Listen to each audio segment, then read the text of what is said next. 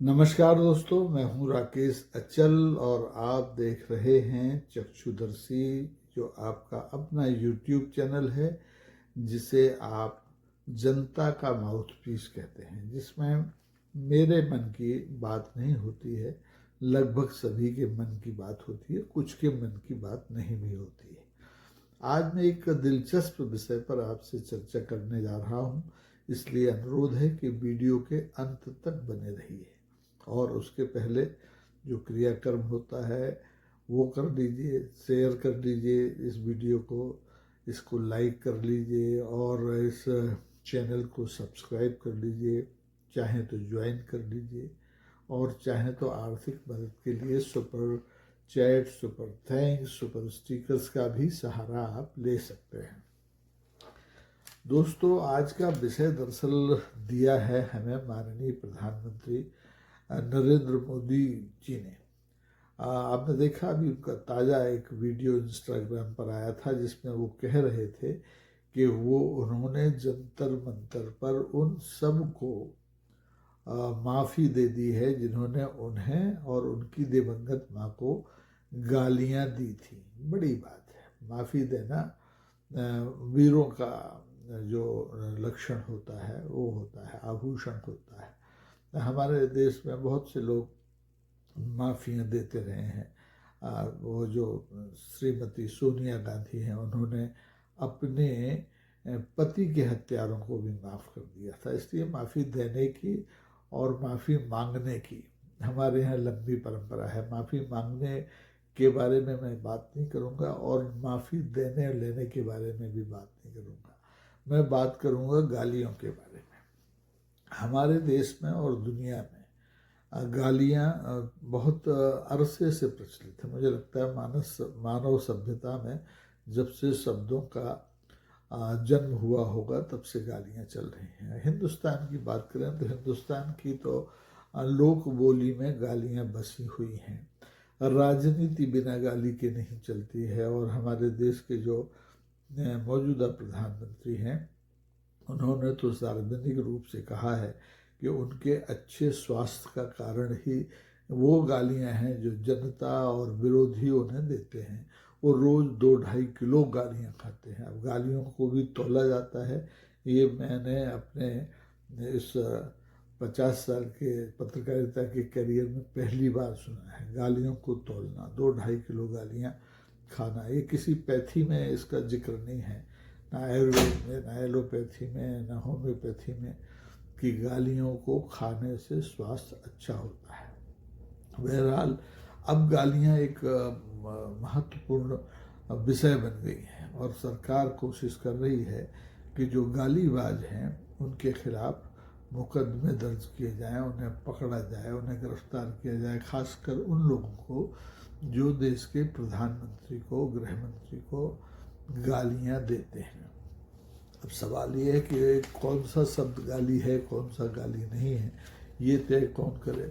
संसद में तो फिर भी लोकसभा अध्यक्ष को ये अधिकार होता है, राज्यसभा के सभापति को ये अधिकार होता है कि वो कुछ शब्दों को असंसदीय घोषित करे, कुछ को संसदीय घोषित करे।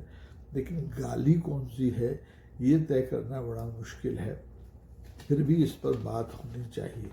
दुनिया में, भारत में तो अब ये हो रहा है कि साहब गाली देने वाले को पकड़ा जाएगा, उसके खिलाफ कानूनी कार्रवाई की जाएगी। लेकिन दुनिया के बहुत से देश हैं जो सभ्य देश माने जाते हैं, वहाँ भी गाली को पसंद नहीं किया जाता। अपमान कारक शब्दों को पसंद नहीं किया जा सकता। उदाहरण के लिए आप इंग्लैंड चले जाएं, वहाँ पर आप सार्वजनिक रूप से किसी भी स्थान पर किसी को और गाली नहीं दे सकते, वो दंडनीय अपराध होता है। जर्मनी में चले जाएं, वहाँ पर व्यक्तिगत अपमान करना किसी का शब्दों के जरिए वो अपराध माना जाता है। लेकिन गाली क्या है ये वहाँ भी लोगों को पता नहीं है। फ्रांस में भी लगभग यही स्थिति है कि आप सार्वजनिक रूप से किसी का अपमान अपने शब्दों से नहीं कर सकते, उसकी मानहानि नहीं कर सकते, कोई टिप्पणी भी नहीं कर सकते। अमेरिका में गाली देने को हालांकि अभिव्यक्ति की आज़ादी की तरह संरक्षण प्राप्त है, बिल्कुल संरक्षण प्राप्त है, आप वहाँ गालियाँ दे सकते हैं, लेकिन अगर आपकी गाली से उत्पीड़न या हिंसा भड़काने वाली कोई गतिविधि होती है तो वो कानून के दायरे में आती है।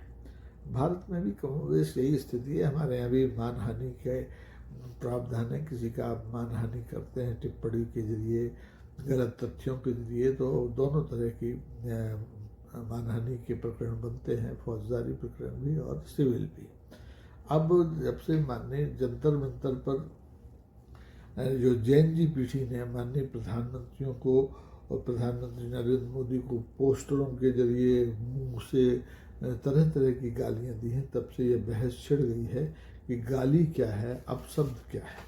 अब गालियां तो हमारे लोक अंचल में ख़ासतौर पर बुंदेलखंड में शादी विवाह में भी गाई जाती हैं, और अधिकांश जो गालियां होती हैं वो महिलाओं को लक्ष्य करके तैयार की गई हैं। समाज में माँ है, बहन है, बेटी है, वगैरह वगैरह, उनका जिक्र मैं नहीं करता और मैंने अभी उन पर शोध किया है।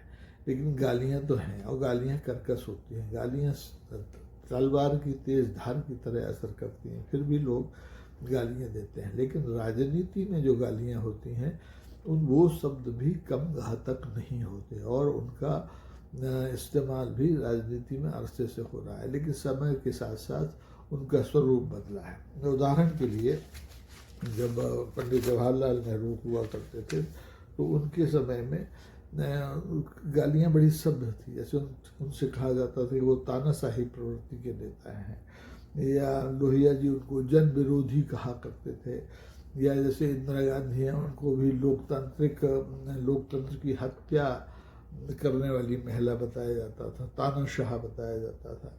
मोरारजी देसाई तो ख़ासतौर पर बहुत तल्ख शब्दों का इस्तेमाल करते थे इंदिरा गांधी के लिए। राजीव गांधी के बारे में आपको पता है, बोफोर्स तोप वगैरह के जो मामले हुए तो शब्द चले थे कि गली गली में चोर है, राजीव गांधी चोर है। तो ऐसे शब्द गाली की श्रेणी में आते हैं, या अपमानजनक शब्दों की श्रेणी में आते हैं, या हास्य की श्रेणी में आते हैं, या व्यंग की श्रेणी में आते हैं। ये तय करना बड़ा मुश्किल है। मैं आपको कुछ उदाहरण सुनाता हूँ, आपको याद होंगे, लेकिन मैं सिर्फ उनका जिक्र किए दे रहा हूँ संदर्भ के तौर पर। जैसे हमारे माननीय प्रधानमंत्री हैं नरेंद्र मोदी, उनके सिर पर कांग्रेस का भूत पिछले मेरे ख्याल से 50 साल से सवार है, और सत्ता में जब से आए हैं तब से तो है ही। तो वो प्रतिपक्ष के जो मौजूदा नेता हैं, राहुल गांधी को कभी शहजादा कहते हैं, कभी नामदार कहते हैं। इसी तरह से राहुल गांधी के टारगेट पर हमेशा नरेंद्र मोदी रहते हैं। वो कभी चौकीदार चोर है कहते हैं, कभी उन्हें अहंकारी कहते हैं। राहुल गांधी की बहन है प्रियंका वाड्रा, वो अभी सीना ठोक कर कह रही हैं कि प्रधानमंत्री कायर हैं, और अगर उनका ये शब्द गाली है तो उनके खिलाफ मुकदमा दर्ज कर लिया जाए। मणिशंकर अय्यर आपको याद होगा, कांग्रेस के एक बड़े नेता होते थे, उन्होंने प्रधानमंत्री नरेंद्र मोदी को नीच किस्म का आदमी कहा था, तो कह दिया। अब संसद में मोदी जी ने रेणुका थी एक सांसद, उनकी हंसी को रावण की हंसी कह दिया था। सोनिया गांधी को जर्सी गाय कह दिया था। शशि थरूर जो साहब हैं, उनकी प्रेमिका को 5 करोड़ की बार वाला कह दिया था। तो ये गालियाँ हैं, या ये व्यंग हैं, या ये ताने हैं, ये अभी तक तय नहीं हुआ है। कुछ मामले अदालतों में भी हैं, और बड़े मियाँ तो बड़े मियाँ, छोटे मियाँ सुभानअल्लाह, राज्य स्तरों पर भी जो नेता हैं वो इस तरह के शब्दों का इस्तेमाल करते हैं। जैसे मध्य प्रदेश में कमलनाथ मुख्यमंत्री होते थे, उन्होंने अपनी ही पार्टी की विधायक इमरती देवी को आइटम कह दिया था। एक पूर्व मुख्यमंत्री दिग्विजय सिंह होते हैं, उन्होंने अपनी ही पार्टी की महिला नेत्री मीनाक्षी नटराजन को 100 टन माल कह दिया था। तो ये शब्द हैं। और इसी तरह से आप देखें, अशोक गहलोत मुख्यमंत्री राजस्थान के होते हैं, वो अपनी ही पार्टी के नेता राजेश पायलट को निकम्मा नाकारा कह चुके हैं। आजम खान का आपका याद हो, आजम खान ने एक फिल्म की अभिनेत्री और सपा की नेता हुआ करती थी जयप्रदा, उन्होंने नचनिया कह दिया था।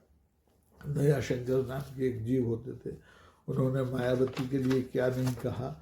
और जो ये जो मुख्यमंत्री बंगाल की रही हैं अभी 10-15 साल,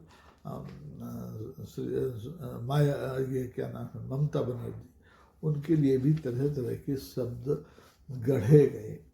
तो मेरा कहना यह है कि अब समय आ गया है कि जब हम और हमारे शिक्षाविद, अब तो हमारे यहाँ शिक्षाविद भी सरकार उन्मुख हो गए हैं, चिठैत हो गए हैं, तो उन्हें कोशिश करना चाहिए कि वो देश में गालियों का एक शब्दकोश बनाएं और उस शब्दकोश के 2 खंड करें। एक वो गालियाँ जो दंडनीय अपराध नहीं हैं, दूसरी वो गालियाँ जो दंडनीय अपराध हैं, हो सकती हैं, कार्रवाई हो सकती है। और ये भी तय किया जाना चाहिए कि क्या गालियाँ स्वास्थ्यवर्धक होती हैं। जैसा कि माननीय प्रधानमंत्री ने कहा था कि वो 2-2.5 किलो गालियाँ रोज़ खाते हैं और एकदम चंगे हैं, स्वस्थ हैं, उनकी सेहत का राज यही है। तो इसके लिए एक चिकित्सकों का, विशेषज्ञों का अलग से एक दल बनाया जाए जो ये तय करे कि गालियों का असर क्या पड़ता है सेहत पर, राजनीति पर, समाज पर, व्यवस्था पर। नई पीढ़ी जिसको कि भारतीय जनता पार्टी के सांसद गटर पीढ़ी कहते हैं, उस पर इन शब्द का, इन गालियों का, इन अपमानजनक शब्दों का क्या असर पड़ता है। तो मुझे लगता है कि इस बारे में आप लोगों को भी चुप नहीं रहना चाहिए। आपको भी अपने अपने क्षेत्र की जो लोक भाषा की गालियाँ हैं, जो लोकप्रिय गालियाँ हैं, उनका एक संग्रह बना लेना चाहिए और उसको भी विभाजित कर देना चाहिए कि ये दंडनीय अपराध हैं, ये दंडनीय अपराध नहीं है, ये समाज में स्वीकार की गई गालियाँ हैं, ये समाज में स्वीकार की हुई गालियाँ नहीं हैं। तो दोस्तों, मुझे उम्मीद है कि आप इस गाली पुराण पर काम करेंगे और कमेंट बॉक्स में आएंगे और अपनी राय से अवगत कराएंगे कि क्या गालियाँ नेताओं के स्वास्थ्य के लिए आवश्यक अवलेह हैं, आसव हैं, औषधि हैं, या फिर इन गालियों को असभ्यता का प्रतीक माना जाना चाहिए और नई पीढ़ी को इस तरह के शब्दों से परहेज करना चाहिए। क्योंकि आने वाले दिनों में टारगेट पर नई पीढ़ी ही है, जिसे कुछ लोग जैन जी कहते हैं तो कुछ लोग गटर की पीढ़ी कहते हैं। फैसला आपके हाथ में है, इंतज़ार रहेगा। आज का एपिसोड आपको कैसा लगा ये ज़रूर बताइए और अगर अच्छा लगा है तो इसे शेयर कीजिए। बहुत बहुत धन्यवाद। नमस्कार। जय हिंद।